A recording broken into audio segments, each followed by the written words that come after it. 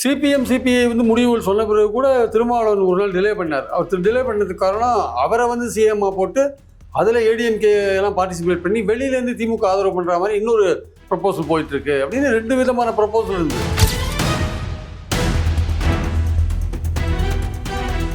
ஏன்னா விஜய் ஆட்சியில் உட்கார வச்சா அந்த இரு திராவிட கட்சிகளும் அழிஞ்சு போயிடும், அடுத்த 10 வருஷத்துக்கு ஆட்சிக்கு வர முடியாது போன்ற பல விஷயங்கள் அவங்க சந்தேகப்பட்டு அவங்களுக்கு ஒரு பயம் வந்துடுது.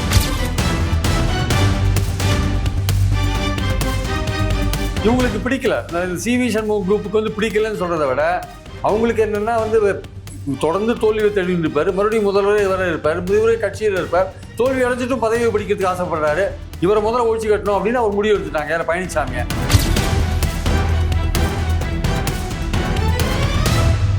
அது வந்து பாஜகவுக்கும் தெரிஞ்சிருக்கும்ல, அவங்க இன்டெலிஜென்ஸுக்கும் தெரிஞ்சிருக்கும்ல, அவங்க கவர்னருக்கு சொல்லியிருப்பாங்க இவரை திருப்பி கேளுங்க, இவர் 118 கொண்டு வரையும் பாருங்கள், இல்லாட்டி டக்குன்னு வேறு யாராவது அடுத்தது ஒரு சான்ஸ் கொடுத்து அவங்களுக்கு ட்ரை பண்ணி பாருங்கன்னு சொல்லியிருப்பாங்க. அதனால் அவர் 118 யார் கொண்டு வந்தாலும் அவங்க ஆட்சியில் உட்கார வைப்பேன்னு சொல்லியிருப்பாரு.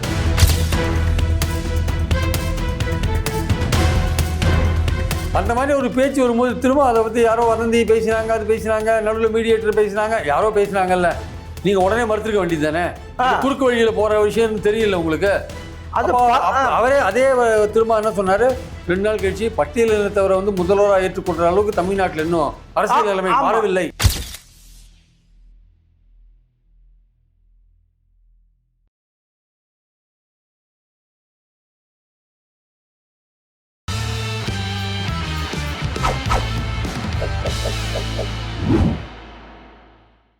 ஜெம் டிவி நேயர்களுக்கு வணக்கம். மூத்த பத்திரிகையாளர் பிரியன் அவர்கள் சந்திப்பவர்கள். வணக்கம் சார். வணக்கம் சார். மழை விட்டாலும் தூவானம் விடாதுன்னு சொல்லுவாங்க சார். அதே போல் இருக்கிறது அதிமுகவும் திமுகவும் கூட்டணியாக ஆட்சி அமைக்கலான்னு இன்னும் ஓடிட்டு இருக்கு சார். ஆட்சி அமைந்து 8 நாள் ஆகுது.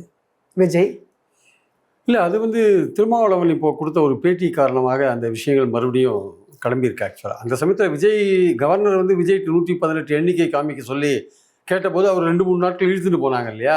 அந்த சமயத்தில் இந்த பேச்சுக்கள் வந்தது. அதாவது அதிமுக ஆட்சி அமைச்சு திமுக வெளியிலேருந்து ஆதரிக்கிற மாதிரியான ஒரு ப்ரப்போசல் போயிட்டுருக்கு. அதுக்கு வந்து திமுகவோட கூட்டணி கட்சிகள் வந்து உதவி பண்ணணுன்ட்டு திமுக தரப்பில் யாரோ கேட்டிருக்காங்க அப்படின்ற மாதிரி பேச்சுக்கள் வந்தது. சிபிஎம் சிபிஐ வந்து முடிவுகள் சொன்ன பிறகு கூட திருமாவளவன் ஒரு நாள் டிலே பண்ணார். அவர் டிலே பண்ணதுக்கு காரணம் அவரை வந்து சிஎம்மா போட்டு அதில் ஏடிஎம்கே எல்லாம் பார்ட்டிசிபேட் பண்ணி வெளியிலேருந்து திமுக ஆதரவு பண்ணுற மாதிரி இன்னொரு ப்ரப்போசல் போயிட்டுருக்கு அப்படின்னு 2 விதமான ப்ரப்போசல் இருந்தது. கடைசியில் 2மே எடுபடல. விஜய்க்கு வந்து திருமாவளவன் ஒரு நாள் டிலே பண்ணி ஆதரவு தெரிவித்து அது ஆட்சி அமைஞ்சதை நம்ம பார்த்தோம். இந்த விஷயங்கள் அந்த சமயத்தில் ஒரு மெஜாரிட்டி காட்ட முடியாத, கவர்னர் கேட்டு மெஜாரிட்டி காட்ட முடியாத சூழலில் இந்த பேச்சுக்கள் நடந்தது உண்மை. இதுக்கு பின்னாடி இருக்காங்க யாரோ ஒருத்தர் திமுகவில் அந்த அவங்க குடும்பத்தை சேர்ந்த முதல்வர் குடும்பத்தை சேர்ந்த யாரோ இதை முயற்சி பண்ணியிருக்காங்கிறது என்னுடைய கருத்து. ஆக்சுவலாக ஆனால் முதல்வரை முயற்சி பண்ணியிருக்காங்க. அதுக்கு வந்து அதிமுகவில் பழனிசாமி தரப்பு ஓகே பண்ணியிருக்கு. ஆனால் பழனிசாமி தரப்பு இது வரைக்கும் எந்த விதமான இதுவும் சொல்லலை, இதுக்கான ஆன்சர் சொல்லலை. ஆனால் அதிலிருந்து பிரிந்து வந்து சிவி சண்முகம் தான் உண்மையிலே அதிமுகவும் திமுகவும் இணைந்து எடப்பாடி முதல்வர் ஆக்குறன்ட்டு என் குழந்தை மேலே சத்தியமாக இது நடந்ததுன்ட்டு சொல்கிறார். ஆனால் வெளியே சொல்ல மாட்டேறாங்களே சார். இல்லை, அப்படி நடந்திருந்தா அது வந்து திமுக அதிமுக 2த்துக்கும் ஒரு பெரிய பின்னடைவாக போயிருக்கும். அது நடக்காதிருந்து அவங்களுக்கு நல்லது ஆக்சுவலாக. ஏன்னா விஜய் ஆட்சியில் உட்கார வச்சா அந்த இரு திராவிட கட்சிகளும் அழிஞ்சு போயிடும், அடுத்த 10 வருஷத்துக்கு ஆட்சிக்கு வர முடியாது போன்ற பல விஷயங்கள் அவங்க சந்தேகப்பட்டு அவங்களுக்கு ஒரு பயம் வந்துடுது. மீண்டும் விஜய் வந்து அடுத்த எலெக்ஷன்ஸ்லையும் வின் பண்ணுவாரோ அப்படின்ற மாதிரி ஒரு பயம் வந்துடுச்சு. அதனால் வந்து இந்த வாட்டி அவர் வந்து மெஜாரிட்டி இல்லாதனால அவர் வந்து ஆட்சி அமைக்க விடக்கூடாதுன்ற ஒரு விஷயத்தை கையில் எடுத்து நடக்காத விஷயங்கள் திமுக அதிமுகவுக்கு திமுக ஆதரவு, அதாவது திமுக அதிமுக ஒன்றா சேர்றதுன்றது 1978 பிஜு பட்நாயக் எடுத்த முயற்சி.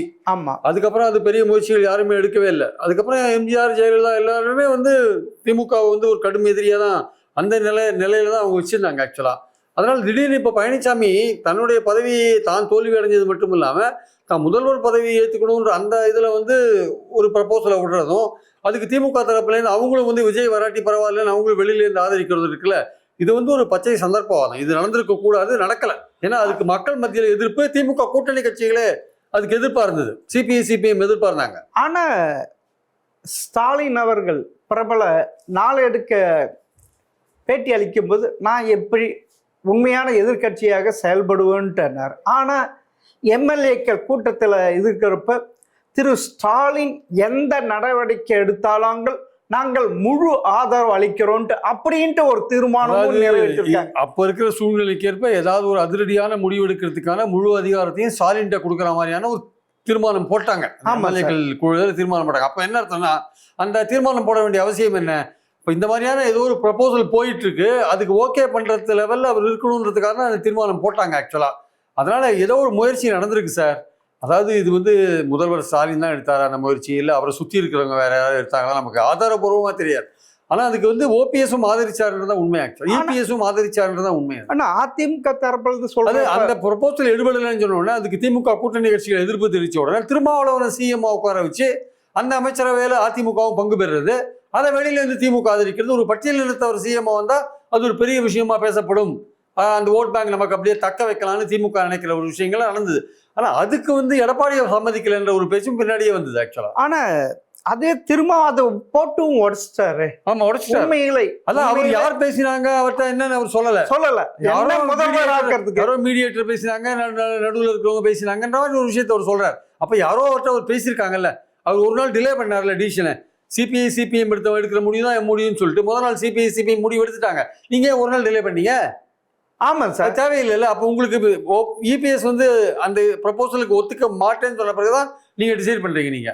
ஸோ அதனால நடந்திருக்கு, இந்த பேச்சுவார்த்தை நடந்திருக்கு, திருமாவளவன் முதல்வராக்கிறதுக்கு முயற்சி நடந்திருக்கு, அதிமுக உட்கார வச்சு திமுக வெளியில இருந்து ஆதரிக்கிற முயற்சியெல்லாம் நடந்திருக்கு சார். வெளியில பேசும்போது திமுக அதெல்லாம் எப்படி ஒத்துப்பாங்க? அது ஒத்துக்கிறதுக்கு சார் திமுக ஒத்துக்கிறதுனால தான் சார் அதிமுக செயல இருந்து திரு எடப்பாடி வந்து கிங் மேக்கர், அவர் கிங்கா தான் இருப்பாருன்ட்டு சொன்னாங்கல்ல சார். அப்படின்னு சொன்ன செம்மலையே வெளில போயிட்டாரு இன்னைக்கு. ஆமா அப்படி சொன்னாரு, செம்மலை சொன்னாரு, செம்மலை சொல்லிட்டு வெளியே போயிட்டாரு இன்னைக்கு. எடப்பாடியோட இது பிடிக்காத வெளில போயிட்டாரு.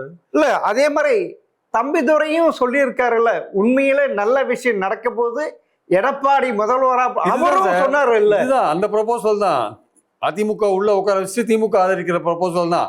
அதுக்கு தான் ஒர்க் பண்ணியிருக்காங்க. அது இவங்களுக்கு பிடிக்கல, சிவி சண்முகம் குரூப்புக்கு வந்து பிடிக்கலன்னு சொல்றதை விட அவங்களுக்கு என்னன்னா வந்து தொடர்ந்து தோல்வியை தழுவிட்டு இருப்பார், மறுபடியும் முதல்வரே இவரே இருப்பார், இவரே கட்சியில் இருப்பார், தோல்வி அடைஞ்சிட்டும் பதவியை பிடிக்கிறதுக்கு ஆசைப்படுறாரு, இவரை முதல்ல ஒழிச்சு கட்டணும் அப்படின்னு அவர் முடிவு எடுத்துட்டாங்க யார பழனிசாமியை. அதனால தாவேகாவை ஆதரிக்கிறது பெட்டரு. ரெண்டு பேருமே திமுகவுக்கு தானே போட்டி போட்டாங்க. அதிமுகவும் தாவேகாவும் திமுகவுக்கு தான் போட்டி போட்டாங்க. அதிமுக தாவேகாவோட சேர்றதுல ஒரு அர்த்தம் இருக்கு. ஏன்னா திமுக எதிர்ப்பு ரெண்டு பேருக்கும் ஒன்னா இருக்கு. அவங்க போய் சேரலாம், சிவி சண்முகம் வேலுமணியும் சேரலாம். அதில் வந்து என்னன்னா எடப்பாடிக்கு என்ன பிரச்சனை அதுலன்னா அவருக்குரிய இது கிடைக்குமாங்க, பதவி கிடைக்குமா? அவர் சிஎம் லெவலில் இருந்தவர், அங்கே போய் டெப்டி சிஎம் லெவலில் உட்காரணுமா? அது கொடுப்பாங்களா மாட்டாங்களா தெரியாது.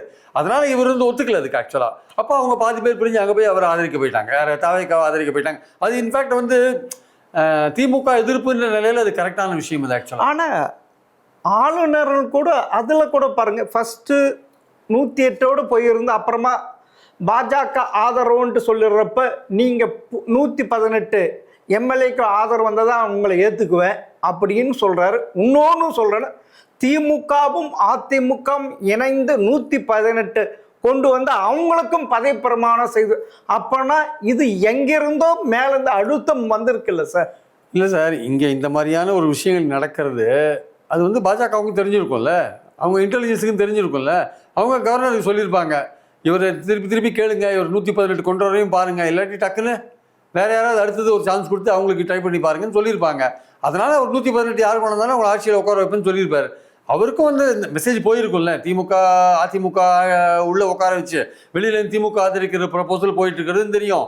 அதே மாதிரி இந்த ப்ரப்போசல்ல இன்னொரு சேஞ்சா வந்து திருமாவ முதல்வராக வச்சு அதிமுக அமைச்சரவையில் திருமாவ முதல்வர், அதிமுக துணை முதலமைச்சர் எடப்பாடி போன்ற விஷயங்கள் அது ஒரு பேச்சு போயிட்டு இருக்கிறதுன்னு தெரியும். இது ரெண்டுமே எடுபடலைன்ற போதுதான் கடைசியில் திரும்ப ஆதரிக்க வேண்டிய நிலைக்கு தள்ளப்பட்டார். இதெல்லாம் கவர்னருக்கு தெரிஞ்சுதான் அவர் 118 யார் கொண்டுறாங்களோ அவங்களுக்கு ஆதரவு. அப்படி பார்த்தாலுமே இந்த ரெண்டு பேருமே சேர்ந்தாலும் 118 எப்போ வரும்னா திமுக கூட்டணி கட்சிகள் ஆதரிச்சாதான் வரும். ஆனா அப்போ கூட அங்க பாமகவும் இருக்கு, இங்க விசிகாவும் இருக்கு. அப்படி இருக்க அதுவும் ஒன்றும் சேராது இல்லை சார்?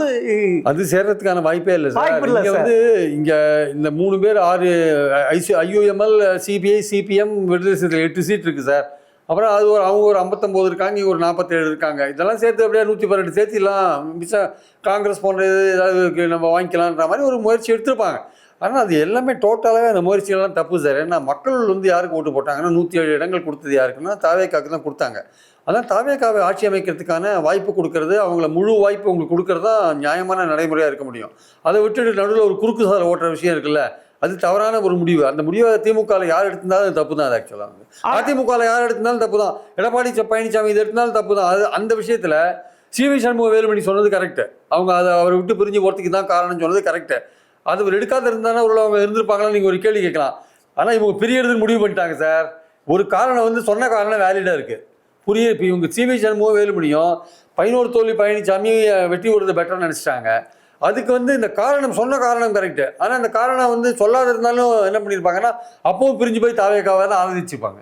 ஆனால் அதுக்கு முன்னே சிவி சண்முகமும் வேலுமணி இவங்களாம் விஜய் பாஸ்கர் வெளியேறதுக்கு முன்னே அது கூவத்தூர் மாதிரி புதுச்சேரியில் மொத்த எம்எல்ஏக்கள் போட்டு இது பண்ணி வச்சிருந்தாங்க சார். அப்பையும் இது ஓடிட்டு அப்போ கையெழுத்து வாங்கியிருக்குன்னு சொல்லியிருக்காங்களே சார். இல்லை அப்போ கையெழுத்துலாம் வாங்கியிருக்காங்க சார், எல்லாம் கரெக்டு. அப்போ கையெழுத்து வாங்கியிருக்காங்க, இவ்வளோ பேர் வந்து வேலுமணி ஆதரிக்கிறாங்க, எல்லாம் கையெழுத்துலாம் வாங்கியிருக்கிறதா சொல்கிறாங்க, கொரோனா தேர்ந்தெடுத்தா கையெழுத்து வாங்கியிருக்கிறதா சொல்கிறாங்க, எல்லாம் உண்மைதான். ஆனால் அந்த விஷயத்தில் வந்து கவர்னர் வந்து 118 இடங்கள் கேட்டது, அது டிலே பண்ணது கூட சரியில்லை. ஃப்ளோர் டெஸ்ட்டுக்கு அலோவ் பண்ணியிருக்கணும்.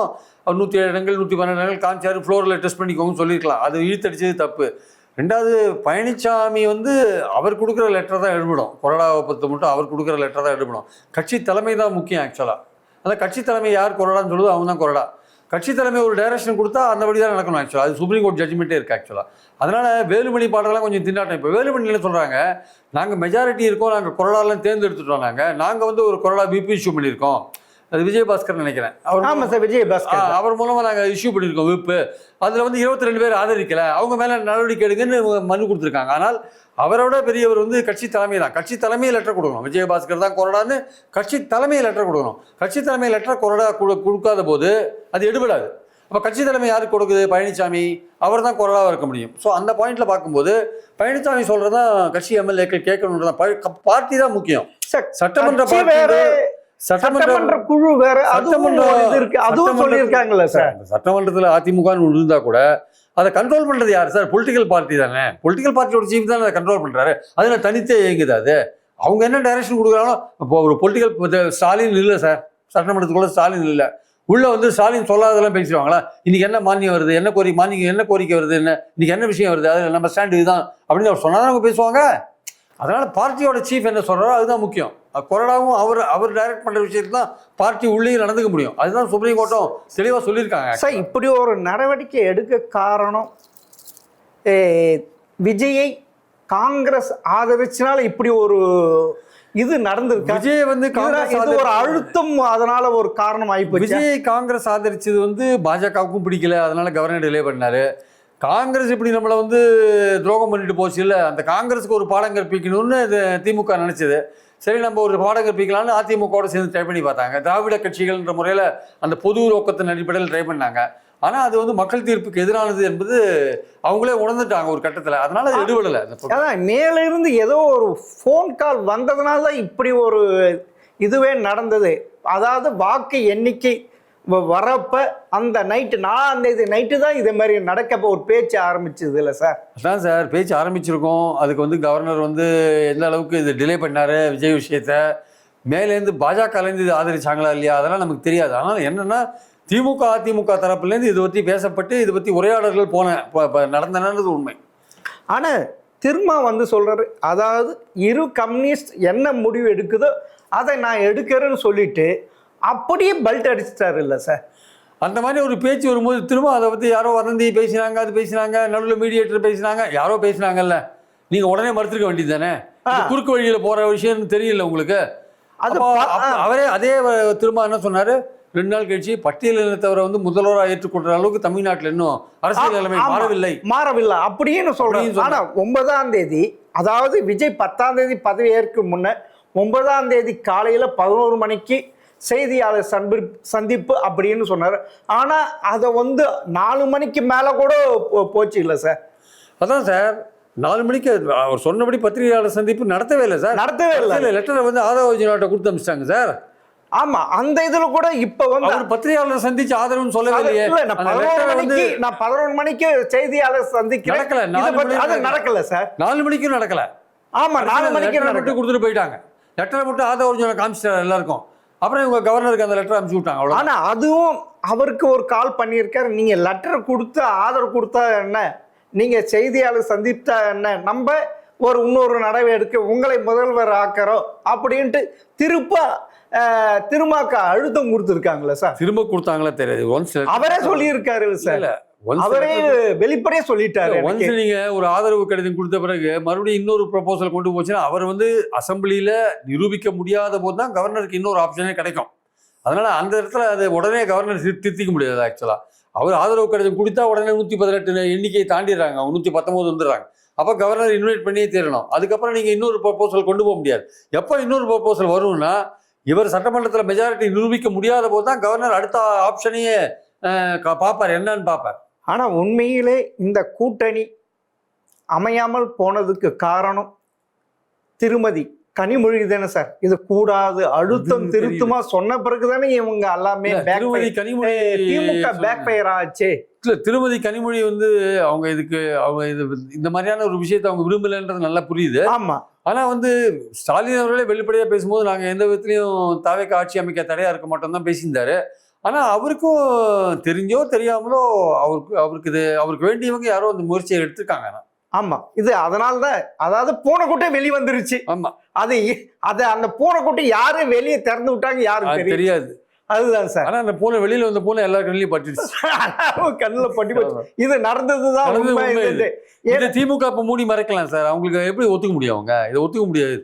இது வாய் பேசாதவங்க கனவு கண்ட மாதிரி கனவை சொல்ல முடியாதுல்ல வெளியில. அது சார் அகில இந்திய மார்க்சிஸ்ட் கம்யூனிஸ்ட் பொதுச் செயலர் பேபி அவர்களே சொல்லியிருக்காருல்ல கேரளால. அவர் ஒரு நேர்மையானவர்.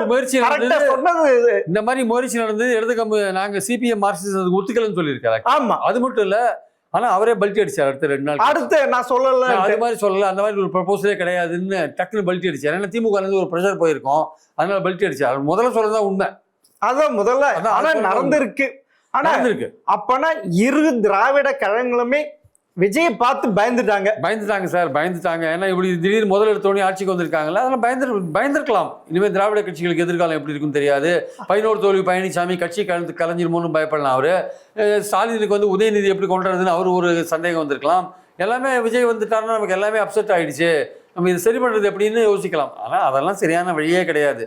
விஜய்க்கு ஒரு தடவை ஓட்டு மக்கள் ஆட்சியில் அமர்த்திருக்காங்க. அவர் எப்படி ஃபங்க்ஷன் பண்ணுறாரோ அதை ஒட்டி தான் அடுத்த எலெக்ஷனில் ஒரு வாக்குகள் வாங்குவார். அவர் அலோவ் பண்ணது பெட்டர். ஆனா நீங்க சொல்றது கரெக்ட். ஆனா இரு திராவிட கட்சிகள் இப்படி ஒரு மூவ் பண்ணது மிகப்பெரிய தப்பு. மக்களுக்கு எதிரானது, வாக்களித்திற்கு தமிழக மக்களுக்கு இதுவானது. அந்த மாதிரி ஒரு ஆட்சி அமைஞ்சதுன்னா மக்கள் அதை விரும்பியிருக்கவே மாட்டாங்க. அதுதான் சார், அது தெளிவாக விரும்பியிருக்கவே மாட்டாங்க என்பது என் கருத்து. சார் நீங்க சொன்னது மிக்க கரெக்ட் சார். மிக்க நன்றி சார். தேங்க்யூ.